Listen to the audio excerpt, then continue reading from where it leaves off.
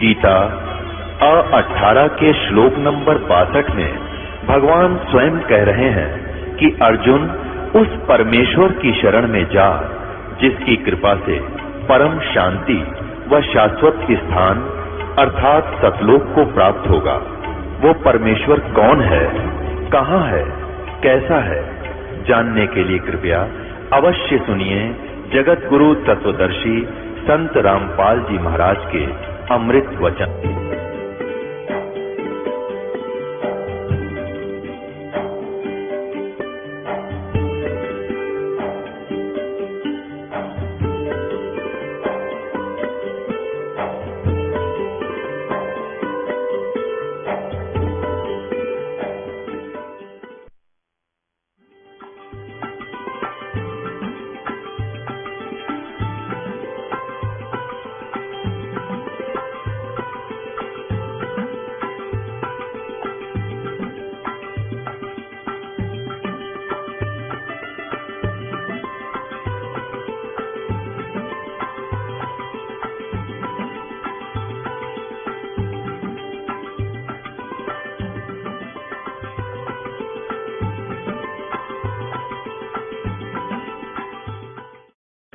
मार के भांग का ठूठा कितने बैठा रहे नो नाड़ करे ते 2 दिन पड़ा रहे भांग ना उतरे। तुमने सोचा मैं समाधि चढ़ रही है महात्मा की, ये नए मूर्ख बना गया हमने। अब आगे देखो, साडियों का बेहोश हो जाया करता मैं और भांग तेने भांग बेहोश करेगी। अब देखो इनकी और ये को दिखाते आत्मकथा। देखो इस स्वामी जी को इन्होंने कति तोड़ पाड़ रखा है, जड़ा देखा उड़ा इन्होंने दानंद जी जैसा तो कोई महात्मा है कोई ना, पता नहीं क्या का डंडा ठोआ रखा है। देखो अब आगे देखो, आत्मकथा। प्रकाशक है वैदिक पुस्तकालय दानंद आश्रम केसरगंज अजमेर। आत्मकथा महर्षि दानंद सरस्वती की। इसमें दिखाते हैं आपको, इसमें भी यही प्रमाण है कि वो भांग पीता था। ये देखिएगा इसके प्रश्न नंबर 22 पे कति नो की नो डिटो कॉपी है। ये आत्मकथा प्रश्न नंबर 22 पे। तत्पश्चात जिस वस्तु की खोज में था उसके अर्थ आगे को चल दिया और आसुद सुदी 2 1913 को, संवत 1913 ये ठीक लिखा है, को दुर्गा कुंड के मंदिर पर जो चांडालगढ़ मैं था पहुंचा, वहां 10 दिन व्यतीत किए। वहां मैंने चावल खाने सर्वथा छोड़ दिए और केवल दूध पर अपना निर्वाह करके दिन रात योग विद्या के अध्ययन और अभ्यास में तत्पर रहता था। दुर्भाग्यवश वहां मुझे एक बड़ा दोष लग गया, अर्थात भांग पीने का स्वभाव हो गया। सो कई बार उसके प्रभाव से मैं सर्वथा बेसुध हो जाया करता था।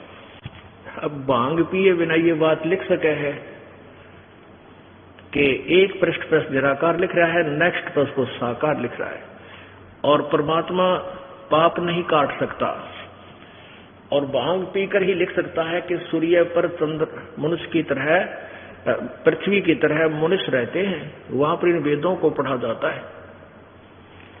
ये भी दिखाऊं ना, दस्ती होगी किसी का, एक दिखा देता हूं थोड़ी देख लो, क्योंकि बार बार नहीं सूत बैठा करते इन अनमोल वचनों के। ये देखो वह सत्यार प्रकाश है और इसके प्रकाशक वही वैदिक यति मंडल दानंद मठ दीनानगर पंजाब से, और इसके मुद्रक हैं आचार्य प्रिंटिंग प्रेस दानंद मठ गुआना मार्ग रोहतक। अब मंडल नंबर 8 के पृष्ठ नंबर 197 पे देखो, सत्यार प्रकाश वही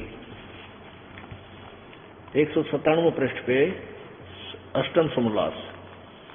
किसी ने प्रश्न किया, सूर्य चंद्र और तारे क्या वस्तु है, इनमें मनुष्य आदि सृष्टि है वा नहीं? स्वामी जी उत्तर देते हैं, ये सब भूगोल लोक और इनमें मनुष्य आदि प्रजा भी रहती है। कलियर तो यही बोलिया कि सूर्य पर भी और चांद पर तारा पर इन बस सब पर मनुष्य आदि प्रजा भी रहती। मनुष्य आदि माने सारे पशु पक्षी घोड़े, बाग बगीचे। अच्छा आगे फिर बताते हैं, कति क्लियर किया है। पृथ्वी जल अग्नि वायु आकाश चंद्र नक्षत्र और सूर्य इनका वसु नाम इसलिए है कि इन्हीं में सब पदार्थ और प्रजा बसती है और ये ही सबको बसाते हैं। इसलिए वास के निवास करने के घर हैं। सूर्य नौकर रहने की जगह है, बहुत बढ़िया निवास करने की, इसलिए इनका नाम वसु है। जब पृथ्वी के समान सूर्य चंद्र नक्षत्र वसु हैं, पश्चात इसमें इनमें इस प्रकार प्रजा के होने में क्या संदेह है। वारे में ऋषि बंगड़। आगे देखो, और जैसे परमेश्वर का ये छोटा सा लोक मनुष्य आदि सृष्टि से भरा है वह है, तो क्या ये सब लोग शून्य होंगे। परमेश्वर का कोई भी काम निष्प्रयोजन नहीं होता। तो इतने असंख्य लोकों में मनुष्य आदि सृष्टि न हो तो सफल कभी हो सकता है। इसलिए सर्वत्र मनुष्य आदि सृष्टि है। कति ठोक कह लिख रहा है क्या जमा को भांग में किम में लिखे जाकर कितनी देर लगा रहा संस्कृत आवे थी इसमें क्लियर कर दिया कि ये छोटा सा पृथ्वी लोक जब पृथ्वी मनुष्य से भरा पड़ा है, मनुष्य आदि सृष्टि यानी और पशु पक्षी ये सब घोड़े खच्चर कहते सारे सूर्य पर भी हैं। जब पृथ्वी की तरह वो भी वसु है सूर्य, तो वहां ऐसा ना हो तुम्हें संदेह कैसे हुआ। आगे फिर किसी ने पूछा वहां बाग बगीचे भी है। वहां बाग बगीचे भी है सूर्य में, मैं दिखाता हूं। अरे बंगड़े। अब देखो ये उसी सत्यार प्रकाश का 198वां पृष्ठ, ये यहां तक पढ़ चुके हैं। अब किसी ने प्रश्न किया, ये आज्ञा पर विश्लेषण इसका खूब जैसे इस देश में मनुष्य आदि सृष्टि की आकृति अवय है, वैसे अन्य लोकों में होंगे व विपरीत। उसके विषय बता रहा है कि दाता परमात्मा ने जिस प्रकार के सूर्य चंद्र धो भूमि अंतरिक्ष और तत्तर सत माने वहां पर सुख विशेष पदार्थ जैसे काजू किशमिश सेब संतरे और भाई घी दूध सारे पूर्व कल्प में रचे थे, वैसे ही इस कल्प अर्थात इस सृष्टि में भी रचे हैं। परमात्मा ने जिस प्रकार के सूर्य चंद्र धो पृथ्वी अंतरिक्ष यानी सारा कुछ ये भी और इन लोकों में तत्सत इन सूर्य और चंद्रमा में महासत वहां पर उपस्थित सुख विशेष पदार्थ, सुख विशेष जैसे काजू किस्म सेब संतरे बाग बगीचे पूर्व कल्प में रचे थे, वैसे ही इस कल्प में वर्तमान में भी इन सब जगहों पर ये सुख विशेष पदार्थ भी है। सारे इनमें सारा कुछ आ जाता है, रचे हैं।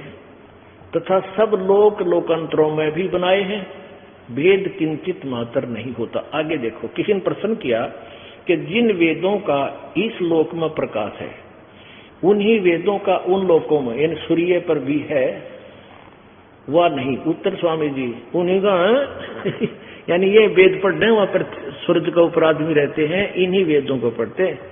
जैसे एक राजा की राज्य व्यवस्था नीति सब देशों में समान होती है, उसी प्रकार परमात्मा राजेश्वर राजेश्वर की वेदोक्ति नीति उनकी सृष्टि रूप सब राज्य में एक सी है। जय हो। इसे थे ये महर्षि मारे जिनको अब महर्षि मान्या करते हैं, जिनका आप सारे विकार करें समाज सुधार का दावा तारा गजब वो यो है भगवान। पुणात्माओं, दास अपनी तरफ से एक शब्द नहीं कहता। जो कुछ भी इन महापुरुषों ने अपने अनुभव में लिखा है उनको वेदों से तोल रहा हूं। वेद कहते हैं परमात्मा घोर पाप भी नाश कर देता, स्वामी दानंद कहता पाप नाश नहीं कर सकता। तो इसी से आप बुद्धिमान समाज समझ जाएगा ये कितने वेद के गाता थे। बोलो सतगुरुदेव की। परमपिता परमात्मा सारी सृष्टि रचनहार कुल मालिक कबीर देव कबीर साहब अल्लाहू अकबर, ये वो पवित्र परमात्मा है जो हम सभी आत्माओं के पिता हैं। ये हम सभी के जनक हैं और हम अपनी गलती के कारण काल के जाल में फंस चुके हैं। पिता को अपने बच्चों के विषय में विशेष चिंता रहती है। जैसे कोई बालक बिगड़ गया, कुसंगत में गिरकर गलतियां करता है, कहीं और जेल में पहुंच गया, तो पिता फिर भी अपने बच्चे के दुख में दुखी ही रहता है। जबकि वो बहुत समझाया करता था, बेटा गलती नहीं करनी चाहिए, ऐसे काम ना कर, ऐसे साथियों के पास मत बैठ। वो बच्चा नालायकी करके और बुरी संगत में फंस के बुराइयां करने लग गया। फिर भी माता पिता की यही इच्छा रहती है, प्रयत्न भी रहता है कि किसी प्रकार इसको पुनः सेट करूं, पुनः इसको फिर से अपने सीने से लगाऊं, बुराई छोड़ दे, इसको अच्छे रास्ते पर लगाऊं। तो ऐसे ही अपने पिता परमेश्वर कबीर जी, जो परम अक्षर ब्रह्म है, कबीर उनका वास्तविक नाम है, शरीर का नाम है कबीर देव। उसको अल्लाह अकबर, अल्लाह कबीर, कबीर साहब, कबीर देव, ऐसे भाषा भिन्न नाम से पुकारा जाता है, हक्का कबीर। और उनकी उपमात्मक नाम है सत्पुरुष, ये उपाधि के नाम है, पोस्ट। जैसे अपने देश के प्रधानमंत्री जी का शरीर का नाम तो अन्य ही होता है, और प्रधानमंत्री और प्राइम मिनिस्टर ये भाषा भिन्न उसकी पोस्ट के नाम है। ऐसे ही कबीर देव उनका वास्तविक नाम है प्रभु का, और सत्पुरुष परमाक्षर ब्रह्म, पूर्ण ब्रह्म, परमेश्वर, ये उसी परमात्मा के उपमात्मक और पोस्ट के नाम भाषा भिन्न या पर्यायवाची समझो। वो परमात्मा स्वयं सतलोक से चलकर आते हैं,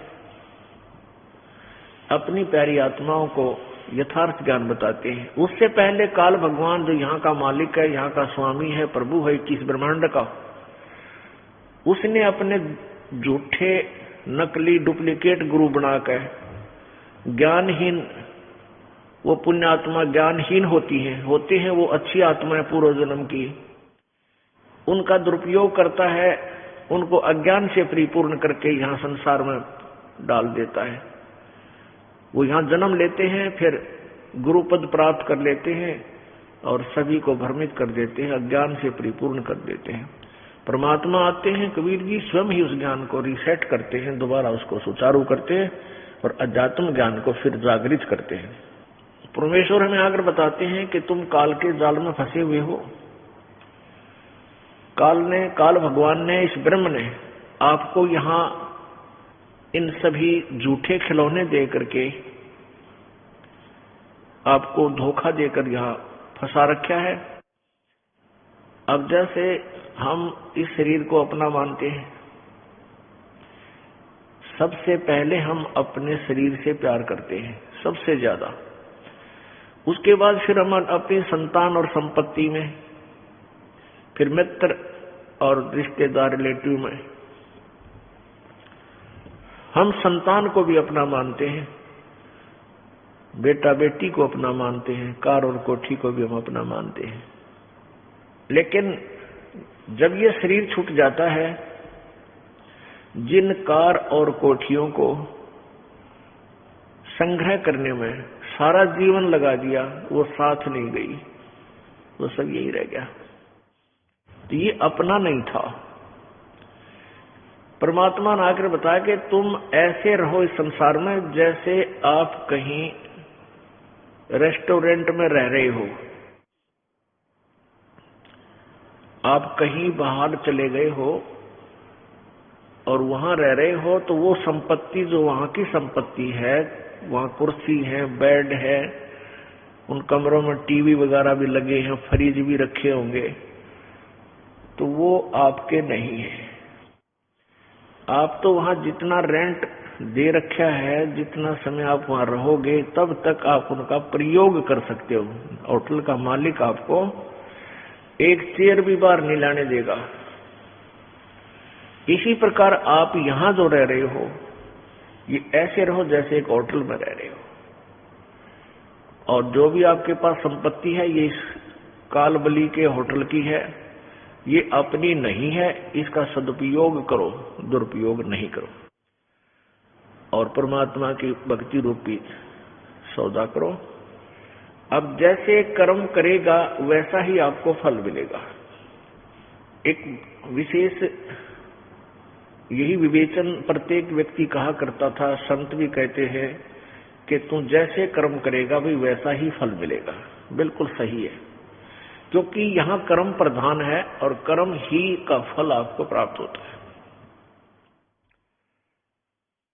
अब कर्म कौन से हैं जो हमने करने चाहिए और कौन से ना करने चाहिए, इसका निर्णय कैसे हो। अब कोई शराब पीवा है, वो अपने कर्म ने बढ़िया मान रहा है, और कोई हुक्का पीता है तो उस कर्म को अच्छा मानता है। कोई मांस खा रहा है, उस मांस आहार को ही अच्छा मानकर कर रहा है।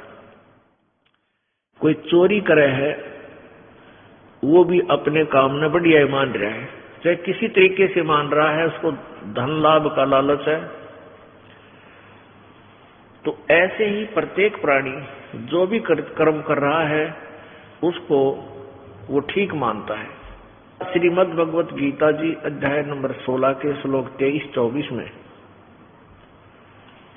प्रमाण दिया है कि जो शास्त्र विधि को त्याग का मनमाना आचरण करता है, अर्थात मनमानी पूजा करता है, जो शास्त्र विधि विरुद्ध है, उसको न तो सुख होता है, न उसकी गति होती है, न ही उसका कोई सिद्धि होती है, अर्थात व्यर्थ। फिर 24वें श्लोक में कहा है कि इससे तेरे लिए अर्जुन कर्तव्य और अकर्तव्य कर्म में जो काम करने चाहिए, जो नहीं करने चाहिए, उनके अंदर शास्त्र ही प्रमाण है। सदग्रंथों में जो लिखा है उसी को मानिएगा। अब पुण्यात्मा, हम अध्यात्म ज्ञान के अंदर बिल्कुल जीरो हैं। परमात्मा का ज्ञान, तत्व ज्ञान हमें प्राप्त हुआ, अब हमारी बुद्धि कुछ विकसित हुई है अध्यात्म ज्ञान में। अब सदग्रंथ का यहाँ तात्पर्य आ जाता है कि जैसे पवित्र हिंदू धर्म के सदग्रंथ माने जाते हैं, पवित्र चारों वेद, पवित्र श्रीमद् भगवत गीता, पवित्र 18 पुराण, और पवित्र मुसलमान धर्म के पवित्र सदग्रंथ है पवित्र कुरान शरीफ, और पवित्र ईसाई धर्म के पवित्र सदग्रंथ है पवित्र बाइबल। अब इन बुक्स के अंदर जो लिखा है, तो हम यही सोचेंगे कि जो इनमें लिखा है वही फाइनल है, और यही हमें करना चाहिए। अब इन सदग्रंथों को हम समझ नहीं सके, जिस कारण से हम उन कुरान और पुराण और बाइबल में या पुराणों में, कुरान, पुराण और बाइबल ये एक सत्र के हैं, शास्त्र हैं, और वेद और गीता ये इनसे हटकर है। और जो 5वां वेद है सूक्ष्म वेद, वो श्रोत्री ज्ञान है। श्रोत्री वो परमेश्वर कबीर जी द्वारा स्वयं आकर दिया था अपनी वाणी में, सच्चिदानंद घन की वाणी में। गीता जी अध्याय नंबर 4 के श्लोक नंबर 32 में बताया है कि अभी तक जो ज्ञान मैंने तुझे सुनाया है कि कोई ऊपर को पैर करके नीचे न सिर करके योग अभ्यास करते हैं, भक्ति करते हैं, कोई देवताओं की पूजा करता है, कोई व्रत रखता है, कोई केवल अहिंसावादी ही है, कोई हवन करता है। तो इस तरह की साधना जो वो कर रहे हैं, प्रत्येक साधक अपने कर्म को, अपनी क्रिया को पाप नाशक जानता है, लेकिन यथार्थ ज्ञान विस्तार के साथ उस सच्चिदानंद घन की वाणी में, परमेश्वर की वाणी में, कबीर वाणी में विस्तार से कहा गया है। और वो सारा जो भी उसके अंदर विस्तार से कहा गया ज्ञान है, साधनाएं हैं, वो कर्म जान, यानी वो कर्म से ही होती है, क्रिया करने से ही बनती है। अब कहते हैं ना, ये बातें कहन सुन की नहीं, ये कर पाड़ने की है। अर्थात वो सभी कर्म से ही करनी होती है, कर्म ही उनका प्रधान है। वो काम करते करते, जैसा भी आपका व्यवसाय वैसे करते हुए वो की जाती है। और चौथे अध्याय के 34वें श्लोक में कहा है कि उस ज्ञान को तू, जो सच्चिदानंद घन की वाणी में विस्तार से लिखा है, उस ज्ञान को तू तत्वदर्शी संतों के पास जाकर समझ, उनको दंडवत प्रणाम करने से, कपट छोड़कर उनकी सेवा करने से वो तत्वदर्शी संत आपको उस आध्यात्म ज्ञान का, परमात्म तत्व का ज्ञान कराएंगे। तो इसे सिद्ध है कि गीता ज्ञान अन्य जैसे पुराणों से तो उत्तम है, लेकिन इनकम्प्लीट है।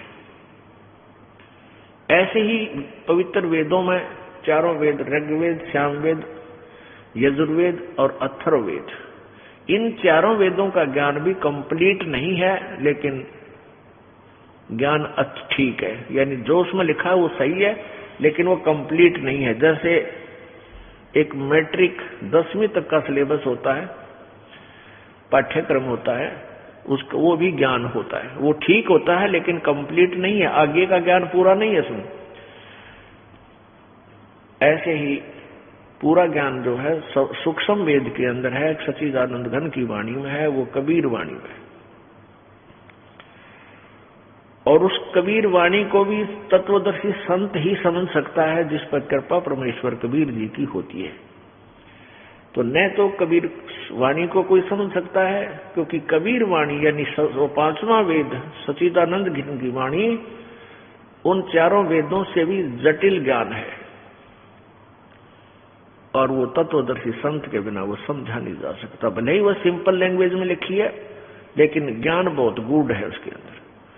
और बात सारी ज्ञान की है, चाहे इंग्लिश में लिखा हो, चाहे वो हिंदी में लिखा हो, चाहे संस्कृत में लिखा हो, वो ज्ञान क्या है उसको समझना हमारा परम कर्तव्य बनता है, उसी से हमारा काम बनेगा। अब जैसे कुरान शरीफ, सूरत फुरकानी, पवित्र बाइबल, उत्पत्ति ग्रंथ में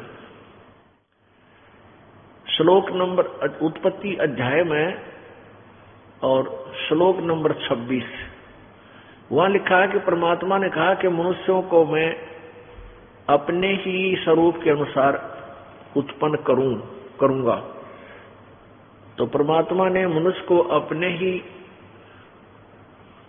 ही स्वरूप अनुसार उत्पन्न किया। इससे सिद्ध हो गया कि परमात्मा मनुष्य जैसा है। और ईसाई भाई परमात्मा को निराकार मानते हैं, और पवित्र बाइबल कह रहा है कि परमात्मा मनुष्य जैसा है। अब यही चक्कर पड़ा हुआ है कि प्रत्येक समुदाय, प्रत्येक धर्म के जो अनुयायी हैं वो अपने ही सदग्रंथों से परिचित नहीं है। और जब तक हम अपने सदग्रंथों से परिचित नहीं होंगे तब तक हम भक्त भी नहीं बन सकते, हम भक्ति कर ही नहीं सकते। और जो करेंगे वो शास्त्र विरुद्ध होगी। शास्त्र विधि त्याग कर मनमाना आचरण करना, ये यूजलेस बताया है, निराधार, ये बिल्कुल व्यर्थ है। अब आपको पवित्र बाइबल में दिखाते हैं, ये देखिएगा पवित्र बाइबल, संपूर्ण जीवन अध्ययन Bible.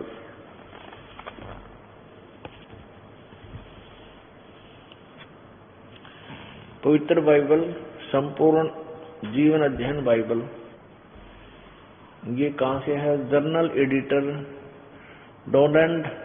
Donald C Estams MA MDV, associate editor J Wesley Adams PhD, Life Publishers International, printed in India, U है स्प्रिंगफील्ड, मिसौरी, यूएसए, और प्रिंटेड इन इंडिया। ये छपा यहाँ से है, लेकिन ये संपादक ये यूएसए वाले हैं, लेकिन यहाँ छपा है। अब इसके उत्पत्ति ग्रंथ में बिल्कुल स्टार्ट में ये देखो, ये 4 नंबर पृष्ठ पे है उत्पत्ति। आदि में परमेश्वर ने आकाश और पृथ्वी की सृष्टि की। सबसे पहले पृथ्वी बेडौल और सुनसान पड़ी थी और गहरे जल के ऊपर अंधियारा था, तथा परमेश्वर का आत्मा जल के ऊपर मंडराता था। जब परमेश्वर ने कहा उजियाला हो, तो उजियाला हो गया।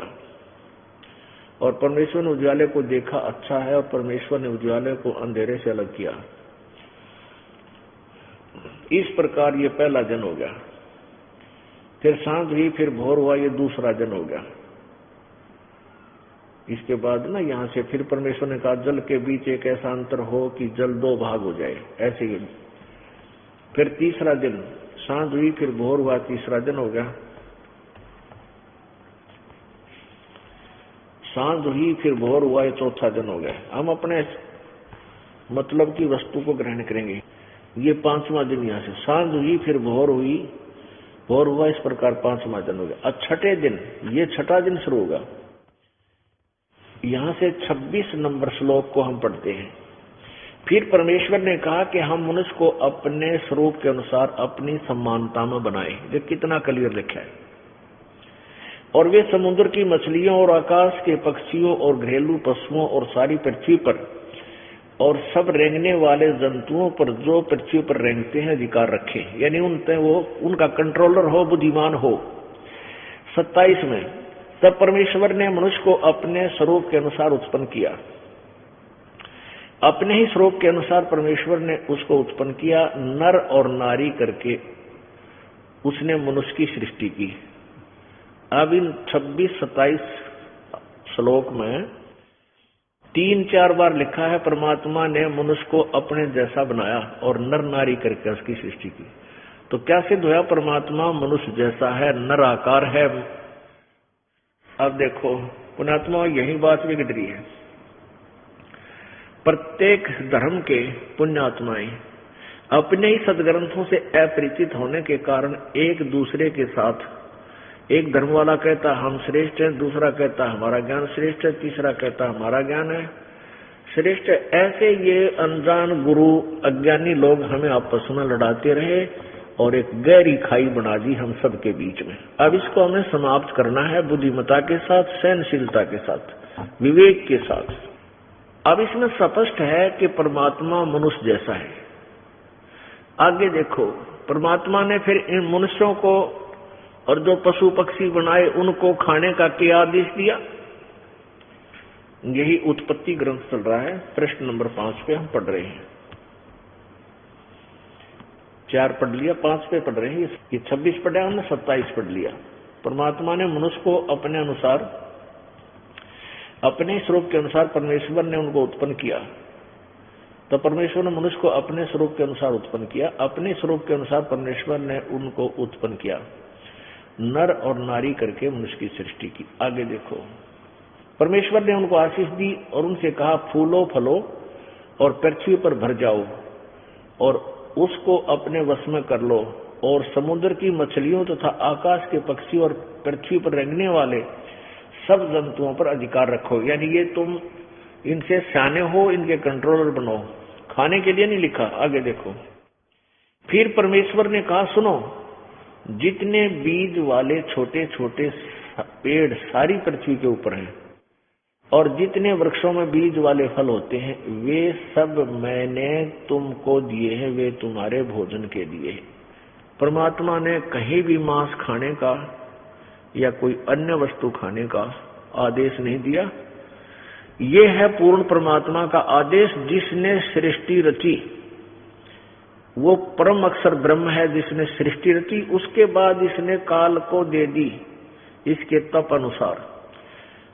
बाद में काल ने इसकी बागडोर संभाल ली और आगे यदि बाइबल में कहीं कोई मांस खाने का आदेश है, कोई लिखा है कोई प्रकरण, वो पूर्ण परमात्मा का नहीं है, वो किसी अन्य फरिश्ते का है, उसको हमने मानना नहीं है। अपने आत्माओं, जैसे आपको उदाहरण देते हैं कि एक व्यक्ति का मित्र था दरोगा जी, SHO, और उस व्यक्ति ने अपने मित्र दरोगा जी से जाकर कहा कि एक मेरा पड़ोसी है, साथ वाले मकान वाला, वो हमें बहुत तंग कर रहा है, सारी प्रार्थना भी कर ली, पंचायत भी कर ली, पर वो नहीं मानता, बहुत परेशान कर रहा है, कोई इलाज बताओ। अब दरोगा जी बोला उसका मार लठ मैं आप देख लूंगा। अब उसके मित्र दरोगा जी ने कह दिया कि तू उसका मार लठ उसको गढ़ दे, फिर मैं आप देख लूंगा। अब राजा का विधान है कि कोई किसी की हत्या करेगा तो उसको सजा मौत होगी, दंड मिलेगा या 20 वर्ष की सजा होगी। और उस व्यक्ति ने, एक अधिकारी, अपने मित्र की आज्ञा का पालन कर लिया और अपने पड़ोसी के साथ झगड़ा ठान लिया और लठ मार दिया, लाठी मारी, उसके लागते ही वो मर गया। अब उसी क्षेत्र का वो SHO होने के कारण उसका मित्र राजा के विधान अनुसार उसको अरेस्ट करके ले गया और जेल में डाल दिया, और उस भाई को 20 साल की सजा होगी। अब उस नालायक ने परमात्मा का विधान तोड़ दिया, एक अधिकारी के आदेश को पालन करके, तो उसको दंड मिला। ऐसे ही परमेश्वर का आदेश है मनुष्यों को कोई मांस नहीं खाना है, सिर्फ ये फूल फल, काजू किस्मत, सेब संतरे, बाजरा ज्वार गेहूं, ये जो तुम्हें दे रखे हैं ये खाओ। और आगे यदि इस पवित्र ग्रंथ बाइबल में आगे लिखा है कि ऐसे खुरवालों का मांस खाओ, ऐसे का ना खाओ, इसका ना खाओ, इसका खाओ, ये परमात्मा का आदेश नहीं है, ये तो किसी शरफरे फरिश्ते का आदेश है। और वो मान लोगे और तुमने ऐसा करने से प्रभु का विधान टूट जाएगा, आपको बहुत भयंकर सजा मिलेगी। इसलिए हमने अपने सदग्रंथों को दोबारा स्वयं चेक करना, जांचना होगा, समझना होगा, और फिर हम अपना कल्याण करवा सकते हैं। अब देखो, ये 5 पृष्ठ पे है, ये हम पढ़ रहे हैं 26-27। अब हमने 29 पढ़ लिया कि फिर परमेश्वर ने कहा, सुनो, जितने बीज वाले छोटे छोटे पेड़ सारी पृथ्वी के ऊपर हैं और जितने वृक्षों में बीज वाले फल होते हैं, वे सब मैंने तुमको दिए हैं, वे तुम्हारे भोजन के लिए। ठीक है। अब आगे देखो 30 नंबर श्लोक में, और जितने पृथ्वी के पशु और आकाश के पक्षी और पृथ्वी पर रहने वाले जंतु हैं जिनमें जीवन का प्राण है, उन सब के लिए सबके खाने के लिए सब हरे हरे छोटे पेड़ दिए हैं, और वैसा ही होगा।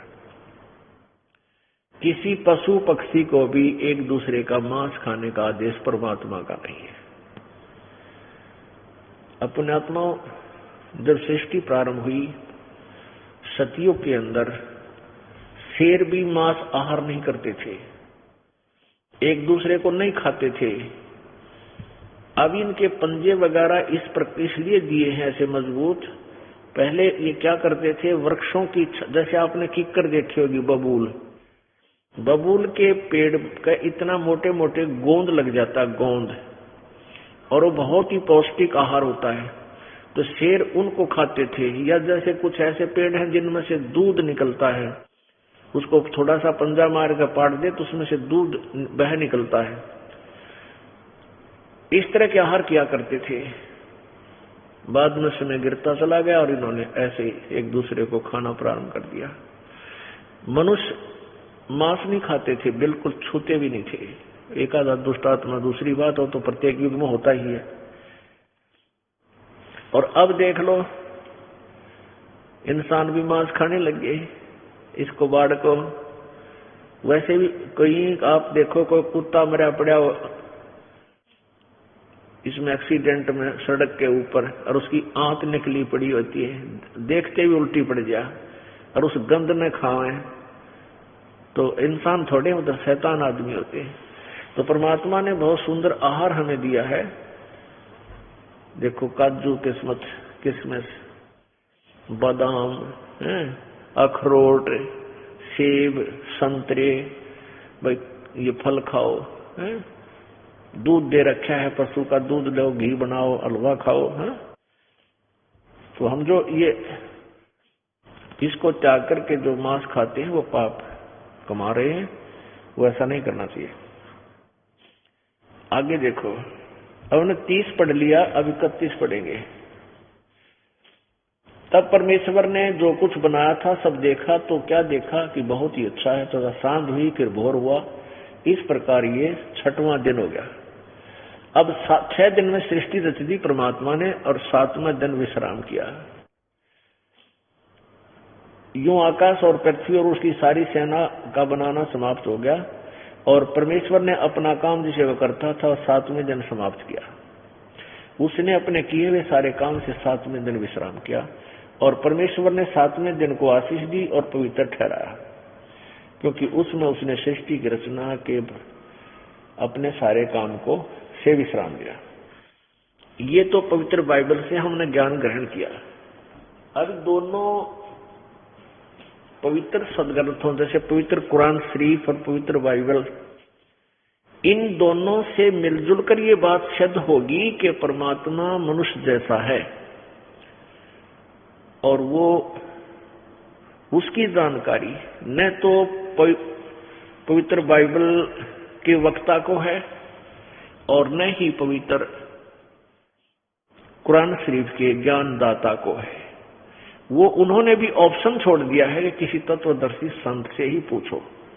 ये देखो कुरान शरीफ, ये है शानुवाद स्टीपन, इसका अर्थ है सयानुवाद स्टीपन। शास्त्रीय अरबी पद्धति पर नागरी लिपि में रूपांतरकार हैं नंद कुमार अवस्थी, शेरवानी संस्करण।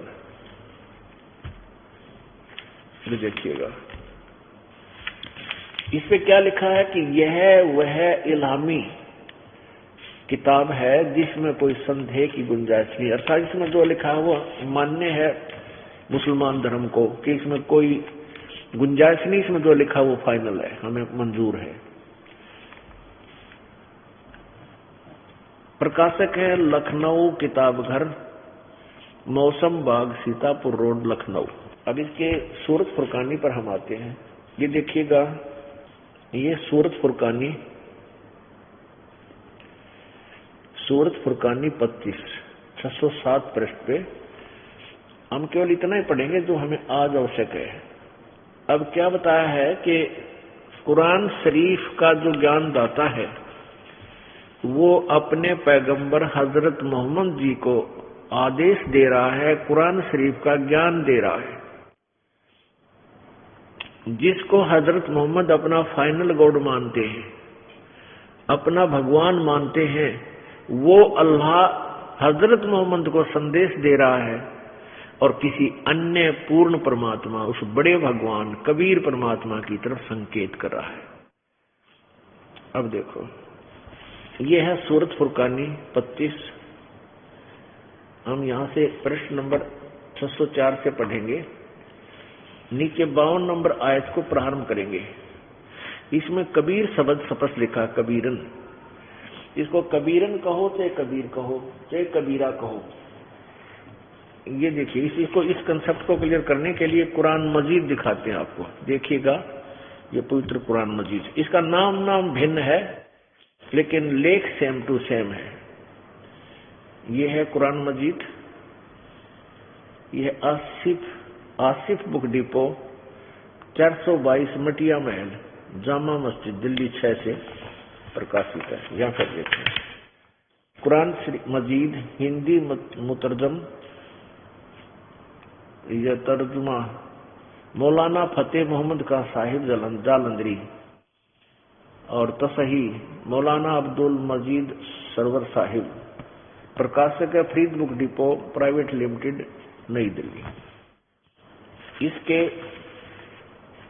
लेख वही है, सूरत वही है, लेकिन पृष्ठ में अंतर है। इसके 576 पृष्ठ पर देखो, ये कुरान मजीद सूरत फुरकानी, सूरतुल फुरकानी 25 और पृष्ठ नंबर 576। यहां देखिएगा नीचे सेम टू सेम, बिल्कुल कोई अक्षर का, लाइन, पंक्ति का भी अंतर नहीं है। ये 52 नंबर है। इसमें लिखा है कि ये 51वीं समाप्ति 52वीं प्रारंभ होती है। फला तुतियल काफिरिन व जाहिदहुम बिही जिहादन कबीरा। इसको कबीरा कहो, चाहे कबीरन कहो, चाहे कबीर कहो। ये सिद्ध करने के लिए दास आपको इसको दिखा। अब इसका काम इतना ही है। अब हम कुरान शरीफ को भी आपको दिखाएंगे। ये कुरान शरीफ है, अभी आपको दिखा था कुरान शरीफ। ये कुरान शरीफ और सूरतुल फुरकानी 25 प्रश्न नंबर 604 पे। ये नीचे हम देखेंगे, जो यहाँ कबीरन लिखा वहां कबीरा लिखा, बस इतना ही अंतर है। तो इसको कबीर कहो, कबीरन कहो, चाहे कबीरा कहो, एक ही बात है। अब 51वां समाप्त हुआ आयत और 52वीं आयत प्रारंभ हुई। फला तुतियल काफिरिन व जाहिदुम बिही जिहादन कबीरन। इसका अनुवाद किया है महापुरुषों ने, अनुवादकर्ता ने यहाँ पर। तो ए पैगंबर, तुम काफरों का कहा न मानना और इस कुरान की दलीलों से उनका सामना बड़े जोर से करो। अब इन्होंने अर्थ कर दिया कि कुरान शरीफ ज्ञान देने वाला अल्लाह अपनी प्यारी आत्मा हजरत मोहम्मद को संदेश दे रहा है कि ये काफिर लोग हैं, ये कबीर को परमात्मा नहीं मानते, इनकी बातों में मत आना, मैं जो तुझे कह रहा हूं इस बात पर विश्वास कर, और इन काफरों की बातों में मत आना, मैं तुझे जो ज्ञान दे रहा हूं ये फाइनल समझ लेना। और उस कबीर के लिए, कबीर परमात्मा के लिए संघर्ष कर। संघर्ष करने का अर्थ है लड़ाई झगड़ा नहीं, कि उनकी बात, वो तेरी बात नहीं मानते तो तू उनकी मत मान, आप उनकी बातों में मत आना, मेरी बात विश्वास रखना। कबीर इज गॉड, ये कबीर जो है ये परमात्मा है, ये सुप्रीम पावर है। और ये वही है, आगे देखो 53 में, ये वही है जिसने या 6 दिन में सृष्टि रची। अब देखो 607 पृष्ठ पे, यहाँ सूरत फुरकानी 25 607 पे। हिंदी पढ़ेंगे हम केवल। अब 52वीं आयत हमने पढ़ ली हिंदी। अब 53 वाली, ये 53 वाली का मैटर ये है। और वही है वो कबीर भगवान अल्लाह, वही है जिसने 2 दरियाओं को मिला चलाया, एक का मीठा प्यास बुझाने वाला और एक का खारा कड़वा, और दोनों को एक आड़ और मजबूत रोक बना दी। यानी पृथ्वी में खारा पानी भी है और मीठा भी है, दोनों के बीच में आपस में मेल मिलन नहीं है उनका। और वही है जिसने पानी की बूंद से आदमी को पैदा किया, फिर उसको साहिबे नसब यानी किसी का बेटा या बेटी, और ससुराल वाला यानी किसी का दामाद बहू बनाया। और तुम्हारा परवरदिगार हर चीज करने पर शक्तिमान है, वो सतगुर जो चाहे सो कर ही, यानी सब वो पूरा शक्तिमान है, सब कुछ कर सकता है। और काफिर ये निकम्मे आदमी अल्लाह के सिवा ऐसों को पूजते हैं, देवी देवताओं को पूजते हैं जो न उनको नफा पहुंचा सकते हैं और न उनको नुकसान है। यानी मासा घटे ना चल बध है, वही लेख है ये भी। और काफिर तो अपने परवरदिगार से पीठ दिए हुए हैं, मुंह मोड़े हैं, यानी परमात्मा पूर्ण की भक्ति ना करके आन उपासना करते हैं, अन्य देवी देवताओं पर उलझे बैठे हैं। अब 56 में कहा है, ए पैगंबर, और ए पैगंबर हमने तुमको खुशखबरी सुनाने और सिर्फ अजाब से डराने के लिए भेजा है। अब ये 56 पूरा। अब 57 में, इन लोगों से कहो कि मैं तुमसे इस अल्लाह के हुक्म पर कुछ मजदूरी नहीं मांगता, हाँ जो चाहे अपने परवरदिगार तक पहुंचने की राह इख्तियार कर ले। अब 58 में कमाल कर दिया, ए पैगंबर उस जिंदा पर भरोसा रखो, जिंदा हजरत मोहम्मद जी को भी परमात्मा एक जिंदा महात्मा के रूप में आकर मिले थे और इनको काफी समझाया था। सतलोक भी लेकर गए थे, एक यामिनी सतलोक है, लेकिन ये वहां नहीं रहे क्योंकि यहाँ काफी अनुयायी बन गए थे, इनकी काफी जय जयकार हो रही थी, तो ये वापस आ गए। तो फिर ये काल संदेश दे रहा है कि ये वही परमात्मा है जो तुझे जिंदा महात्मा के रूप में मिल रहा था, उस पर भरोसा कर तू। अब देखो, अब 58वीं आयत चल रही है, पढ़िएगा। 58वीं आयत हम पढ़ रहे। और ए पैगंबर उस जिंदा महात्मा के रूप में आया था, उस पर भरोसा रखो जो कभी मरने वाला नहीं है, अर्थात वो वास्तव में अविनाशी है। और तारीफ के साथ उसकी पाकी बयान करते रहो। तारीफ के साथ उसकी पाकी यानी पवित्रता, उसकी महिमा का वखान करो। और अपने बंदों के गुनाहों से वह काफी खबरदार है। अपने आत्मा स्पष्ट किया है कि जो कबीर नामक अल्लाह है वो परमात्मा है, उसने ही सारी सृष्टि रची है और वो सर्वशक्तिमान है और वो पाप नाशक है। वो अपने बंदों के गुनाहों से बहुत, वो कबीर परमात्मा खबरदार है, यानी वो खूब जानता है और आपके पाप को भी वो नष्ट कर देगा जब आप सच्चे ढंग से भक्ति करोगे। आगे देखो, अब 58 आपने पढ़ ली, अब 59 यहाँ शुरू होती है। और ये परमात्मा वही है जिसने आसमानों और जमीन और जो कुछ उनके बीच में है और सबको 6 दिन में पैदा किया। और फिर तख्त पर जा विराजा, वह अल्लाह बड़ा। ये इन्होंने कबीर का अर्थ बड़ा कर दिया, यहां लिखना था वह अल्लाह कबीर, बस। रहमान है, दयालु है। और तो उसकी खबर किसी बाखबर इल्म वाले से यानी तत्वदर्शी संत से पूछ देखो। इन दोनों पवित्र सदग्रंथों ने रल मिलकर सिद्ध कर दिया कि परमात्मा सह शरीर है, मनुष्य जैसा है और उसका नाम कबीर है। और उस परमात्मा ने ही, उस जो कबीर नामक परमात्मा है, उसने 6 दिन में सृष्टि रची और 7वें दिन तख्त पर जा विराजा। और उसकी खबर, उसकी जानकारी न पवित्र बाइबल कंप्लीट रखता है और न ही कुरान शरीफ रखती है। कि दोनों पवित्र पुस्तकों में भी यही कहा है कि किसी तत्वदर्शी संत से उसके विषय में जानकारी करो, उनसे पूछो। ऐसे ही पवित्र चारों वेदों में यही लिखा है, जैसे पवित्र यजुर्वेद अध्याय नंबर 40 के श्लोक नंबर 10 से लेकर 13 तक 2 बार लिखा है कि परमात्मा की पूर्ण जानकारी तत्वदर्शी संत ही बताते हैं, उनसे सुनो। पवित्र गीता जी अध्याय नंबर 4 के श्लोक नंबर 34 में भी यही प्रमाण दिया है कि उस तत्व ज्ञान को, उस सच्चिदानंद घन की वाणी अर्थात तत्व ज्ञान को तत्वदर्शी संतों के पास जाकर समझ, वही तुझे बताएंगे। तो इससे सिद्ध हो गया कि ये पवित्र सदग्रंथ इनकम्प्लीट है, इनमें ऑप्शन छोड़ दी, कंप्लीट नहीं है। लेकिन हम इनको गलत भी नहीं कह सकते।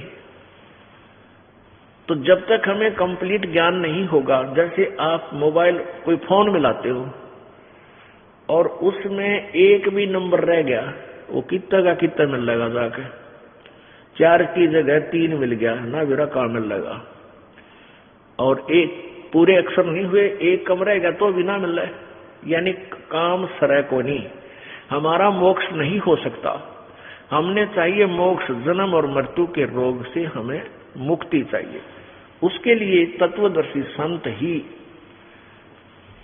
उस पूर्ण मोक्ष मार्ग को अपनी प्यारी आत्माओं को बताते हैं।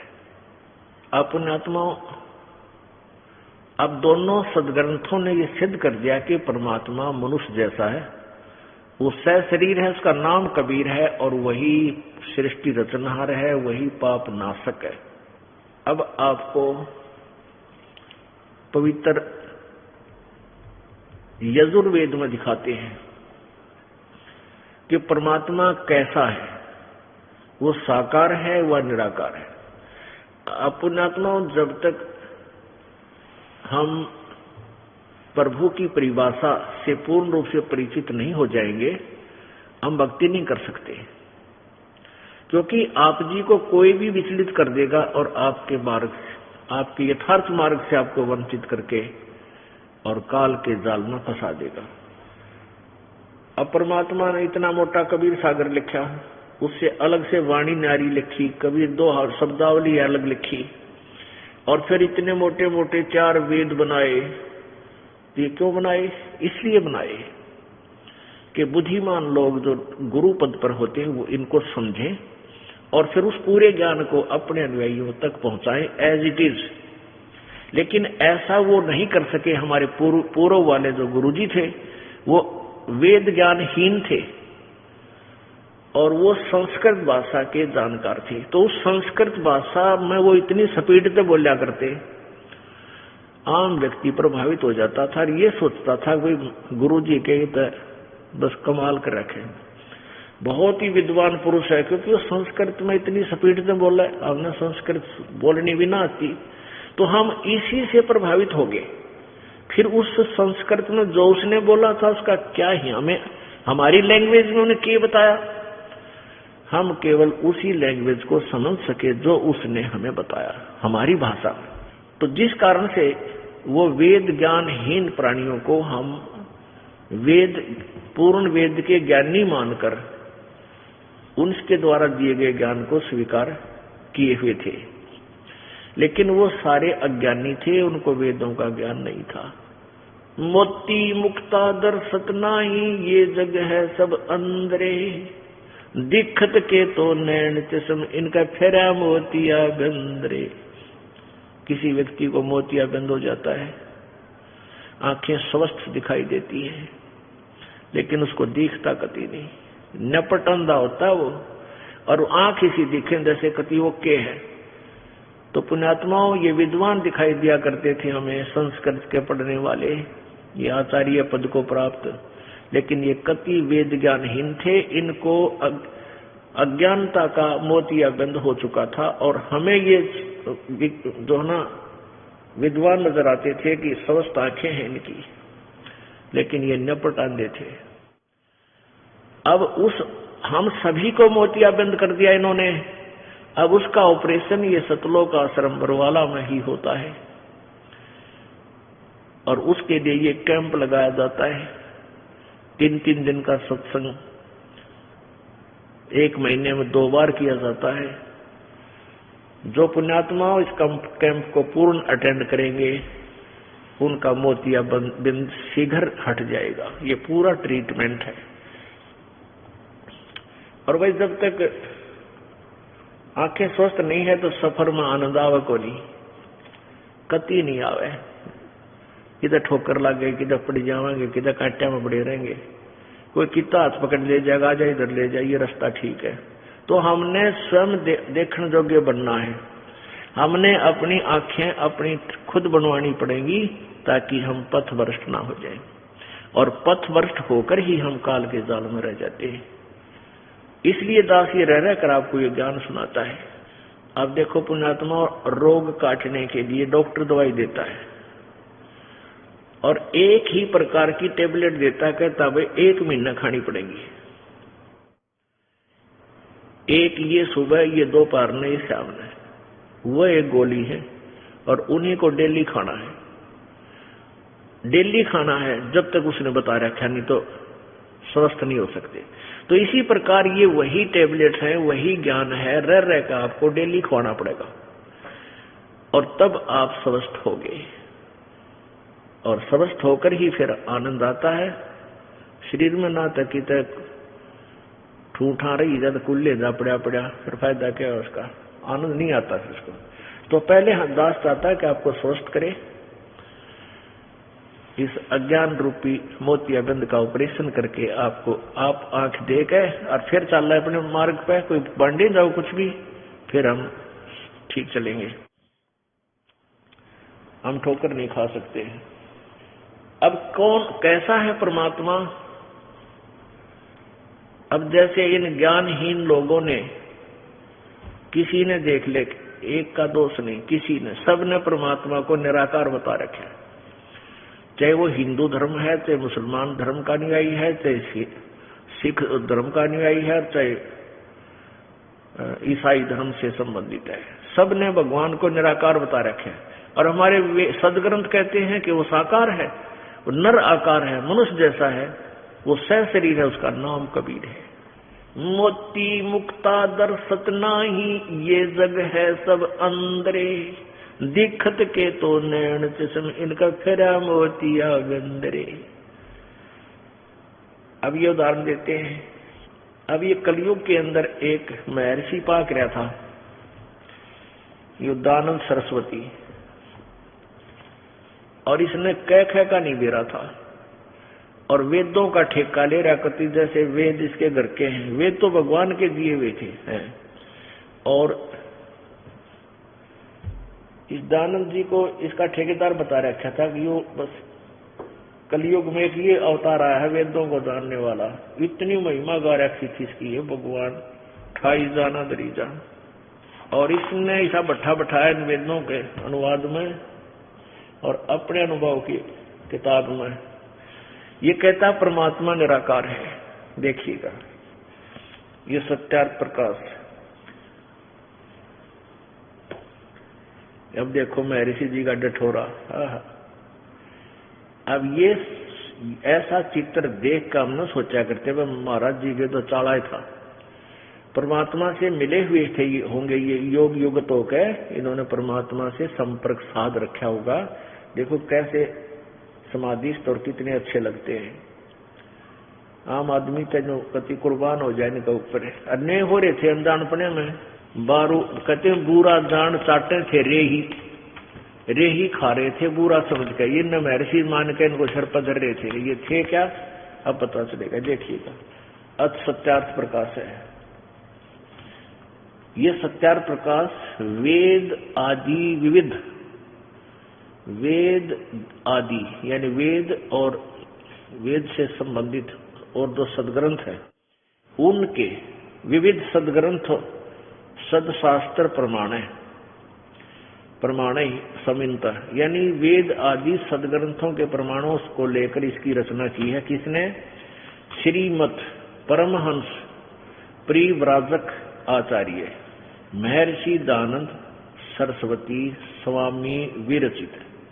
ये मेरे ख्याल सारी उपमा खत्म हो ली जो आग्रह हुआ ना, तो और भी लिख देते इसका आगे पाछे, ये और पाइये को नहीं न लिखना है। आगे देखो, और ये कहां से प्रकाशित है? प्रकाशक है वैदिक यति मंडल, दानंद मठ, दीना नगर, पंजाब। और छपी कहां से है? ये रोहतक से छपी है।